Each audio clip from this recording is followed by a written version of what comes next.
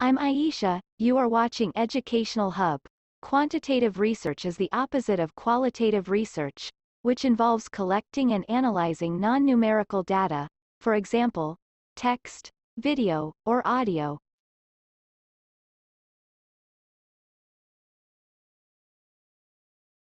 What is quantitative research? Quantitative research is the process of collecting and analyzing numerical data. It can be used to find patterns and averages, make predictions, test causal relationships, and generalize results to wider populations. Quantitative methods allow you to systematically measure variables and test hypotheses. Quantitative research deals with numbers and statistics.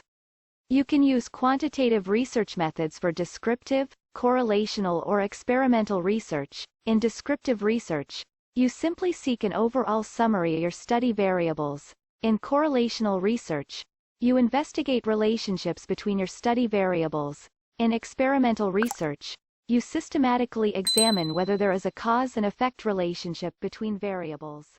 To collect quantitative data, you will often need to use operational definitions that translate abstract concepts, for example, mood, into observable and quantifiable measures, for example, self-ratings of feelings and energy levels. 1. Experiment. Control or manipulate an independent variable to measure its effect on a dependent variable. 2. Survey. Ask questions of a group of people in person, over the phone or online. 3. Systematic. Observation.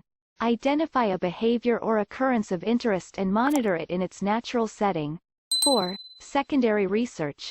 Collect data that has been gathered for other purposes, for example, national surveys or historical records. How to analyze quantitative data. Once data is collected, you may need to process it before it can be analyzed. For example, survey and test data may need to be transformed from words to numbers. Then, you can use statistical analysis to answer your research questions. 1. Descriptive statistics will give you a summary of your data and include measures of averages and variability. You can also use graphs, scatter plots and frequency tables to visualize your data and check for any trends or outliers. 2. Inferential statistics. You can make predictions or generalizations based on your data. You can test your hypothesis or use your sample data to estimate the population parameter.